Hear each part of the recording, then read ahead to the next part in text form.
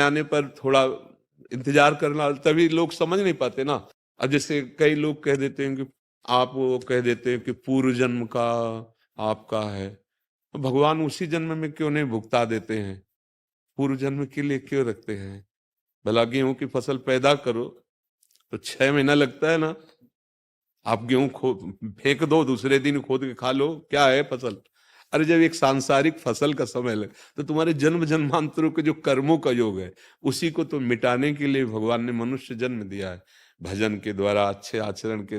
लोग बहुत तर्क दिमाग से पैदा करते हैं, ये तर्क का मार्ग नहीं है, ये श्रद्धा और विश्वास का मार्ग है। जब एक डॉक्टर औषधि देता है तो आप उससे ये नहीं कहते कि हरा वाला टेबलेट नहीं लेंगे, लाल वाला खाएंगे, ये इंजेक्शन नहीं। पूरा वैसे का वैसे डोज लेते, पैसा देते। अगर ऑपरेशन हुआ तो लिख भी देते हैं कि हमारे मरने पर आपके ऊपर कोई भी होता है ना। अब और आप भाव रोग नष्ट करना चाहते, जन्म जन्म के दुख नष्ट करना चाहते, और जब संत जन उपदेश करते हैं तो उसको आप स्वीकार नहीं करते हैं। क्यों नहीं स्वीकार करते हैं? क्योंकि माया के द्वारा बुद्धि का अपहरण हो गया है। अगर बात समझ लो, एक छोटा बच्चा आता है और उसके मुख में दुग्ध लगाया जाए, वो पान करने लगता है ना। किसने ट्रेनिंग दी है? अगर ये पूर्वाभ्यासी नहीं है, पूर्व का अभ्यास उसको नहीं है, तो ये कैसे जानता है? छोटा बच्चा अभी बिल्कुल ज्ञान नहीं है, और ऐसे करो रोने लगेगा ना, ये पूर्वाभ्यास है ना उसका। ऐसे वो किलकारी मारने लगेगा ना। वो समझ रहा है ना, प्यार को समझ रहा है, मार को भी समझ रहा है, आहार को भी समझ रहा है। वो समझ रहा है, मतलब वो है पूर्व का अभ्यास। उसको स्कूल में ट्रेनिंग नहीं दी गई, अभी पैदा हुआ है, कुछ दिनों का है। तो जीव का शरीर भरे बदल रहा है, लेकिन वो बहुत पुरातन है।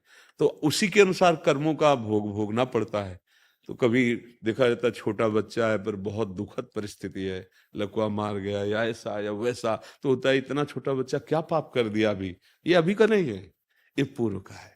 अब एक आदमी जन्मता है अरबपति खरबपति के घर में, एक आदमी जन्मता है जहां रोटी की व्यवस्था भी बड़ी।